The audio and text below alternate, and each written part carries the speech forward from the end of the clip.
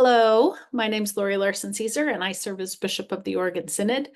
One of the most interesting things I get to do is introduce you all to our new deacons and pastors and psalms when they come to the Oregon Synod. And today I'm sitting down, well, at least across from Jon Meyers, newish at Calvary Lutheran in Grants Pass. And I would love for you all just to catch a little bit of his energy. So, Pastor, who are you? What's your story? Thank you, Bishop. My name is Pastor Jon Meyers. I'm originally from Maryland. I've lived around a lot of different parts of the country since graduating from high school. And in my travels, those took me eventually to Ohio, the Ohio State University, where I met my wife, Sister Jenny Meyers. At that point, she was already on track to become a member of the ELCA deaconess community. So her proper title is Sister Jenny. It is also correct now to call her Deacon Jenny. It's not inaccurate, but she mostly goes by Sister Jenny. And her specialty, which she's really getting to use in a fuller way finally here in Grants Pass, is children, youth, and family ministry from Luther Seminary. And so I'm really thrilled that she's having the opportunity here to really spread her wings. And we have 4 kids from ages 6 to 12, all very strong personalities, very different personalities. A 6th grade boy, a 4th grade girl, and 2 female kindergartners who are about as different from each other as sisters can be, but both a real delight. So that's kind of our family bio. And we're just really excited to be in Oregon. Sister Jenny was born in the Portland suburbs and doesn't remember that, obviously, and family moved away when she was quite young, came back and lived elsewhere in the Portland suburbs for a few years, and she does remember that. So although we're at the other end of the state, we're really glad to be here. How are you finding Southern Oregon? What are you enjoying since you've moved there? Yeah, so one of my best friends in the world was living in Medford when we were first talking to you about coming out here, the possibility. And the first thing he was like, "Oh, John, don't move out here. No, you don't want to do this." I think he was getting kind of tired of the Rogue Valley. He'd been here for about 15 years, and he's actually I married him off and sent him to Japan. But everything he said about Grants Pass in particular and Southern Oregon in general, he would say it kind of like as a, well, maybe you might kind of mind. I'm like, no, actually, that sounds really great. Like, well, all there is to do is stuff outdoors. Like, no, that sounds good. Well, and it's kind of quiet and slow. I'd like, we're ready for quiet and slow. But I remember him saying, Grants Pass has a really good high school. So thinking of your kids, that's going to be a really good place. So maybe this could be the right place for you. And that has really proven true. We love the outdoors. My wife is a skier and turning the kids at least into skiers. I am committed to taking at least one more shot at it this winter. I hear Mount Ashland is opening real soon. Hooray! And I'm a hiker. And what's funny is Jenny has started a hiking group that doesn't include me here at Calvary. She's started a whole bunch of small groups, so she's hiking more than ever.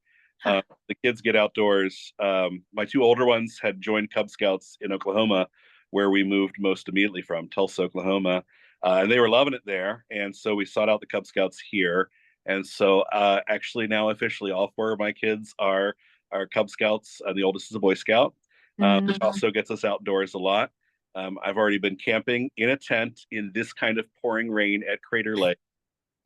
And we survived and woke up the next morning and the rim was just, we'd gotten a downpour, the rim had gotten snow.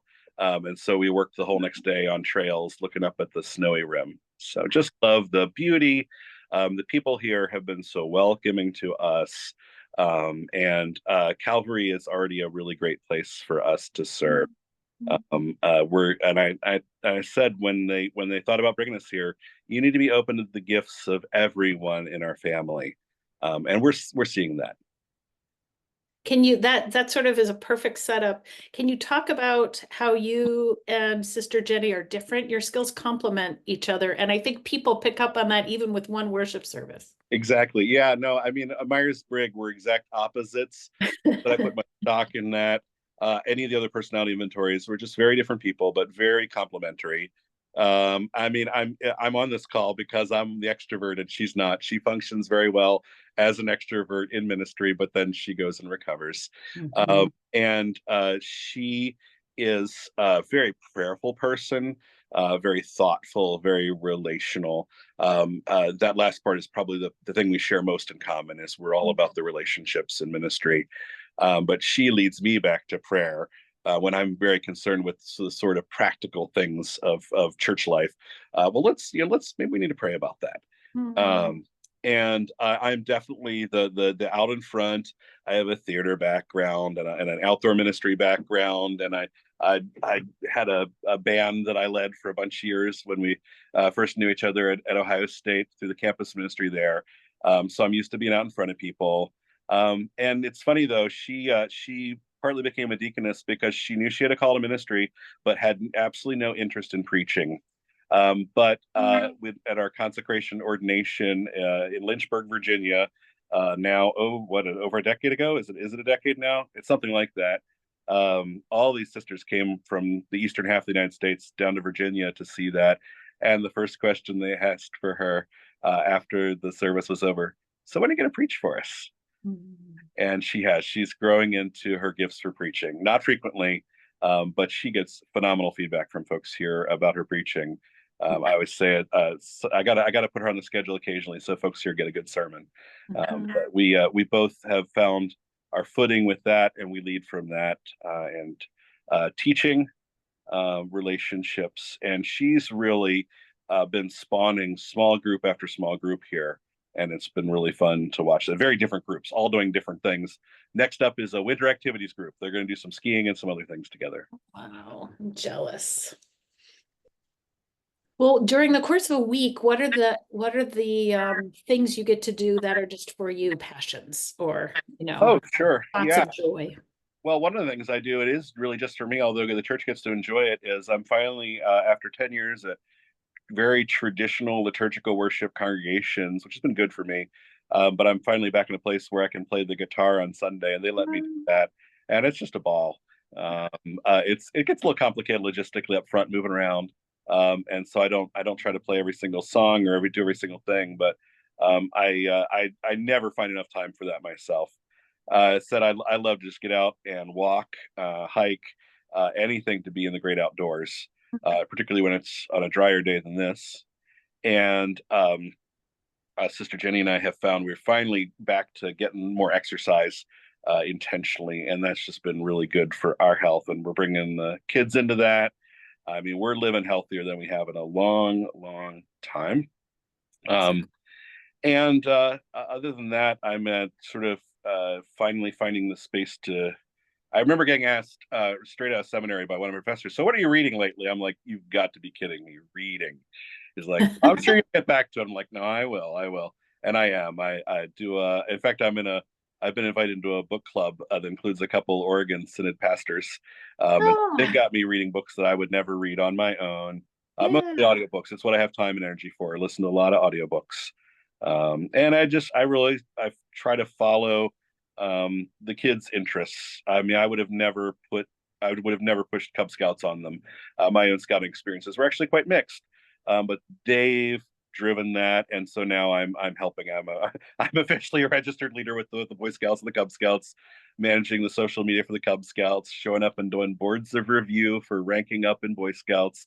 And like I Oh. said, I got dragged on one camping trip when the Scoutmaster needed a bail. So yeah. Well, and your colleagues talk about what good colleagues you are. You showed up for Sister Cora when she needed a presence down there more than once, I think, in some of those hearings. You immediately plugged into the cluster gatherings, and you've welcomed Paul and Logan there. So I really appreciate the ways that you both prioritize supporting your colleagues and just, the simple gift of showing up. Yeah, and I've said this to you before, and I'll put you public on the spot. The more that installations and ordinations end up later on Sundays, it just takes us a few hours, especially get further up the Willamette Valley. But when we can be there, we will make every effort to be there because they're That just is so good. such a joy. Yeah. So Be- hear this, everybody. Try to have your event on a Sunday afternoon after 3 p.m. at least. If you can. Well, and your friend from seminary, is he from seminary? Andrew Bansomer drove over the mountains to make your installation, Yeah, right? Barely made it. he doesn't go back to seminary, although we have several connections over the years. Okay.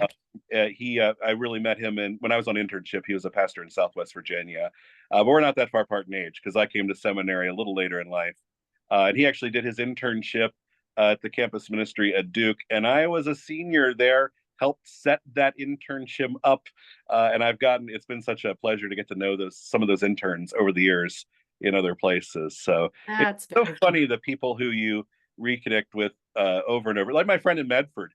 I mean, I remember when we first met at undergrad freshman year, we did not like each other, and we became friends kind of against our will over the years.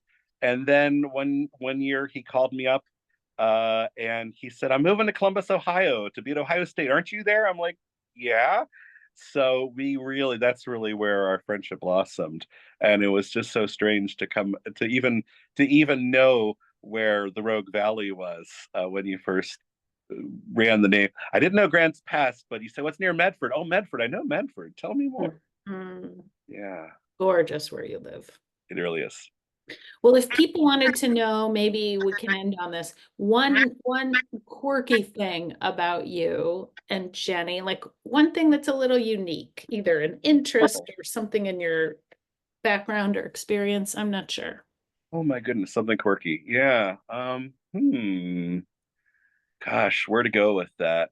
Um, Uh, this would feel like a tell-all, but actually, something quirky about Jenny and I is I'm someone who is divorced when I was quite young, got married quite young, got divorced quite young. Some folks call that starter marriage. Learned a lot about myself in the process of recovering Yeah. from that.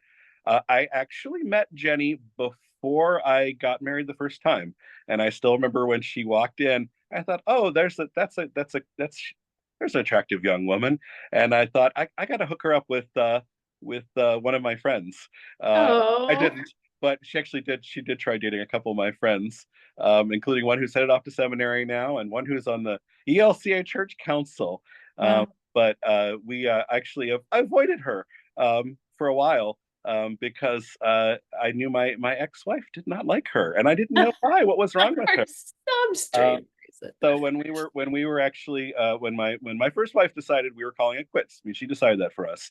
It opened up the possibility to get to know this person I'd been avoiding. Um, And because I was in the middle of a divorce, Sister Jane and I really did start out as friends. yeah. And I found it was a very good way to enter into a relationship. Mhm. I had no idea, though, all the places that would take us. Between the two of us, we've lived so many places. We're just looking forward to settling down here in Grants Pass because I did the math once, and until we started our first call, we had moved every single year for between the two of us, both of us, and sometimes twice a year, to be someplace different during the summer, and it's been so good. We settled down in our first call, and we changed our phone numbers because we thought we'd be there forever.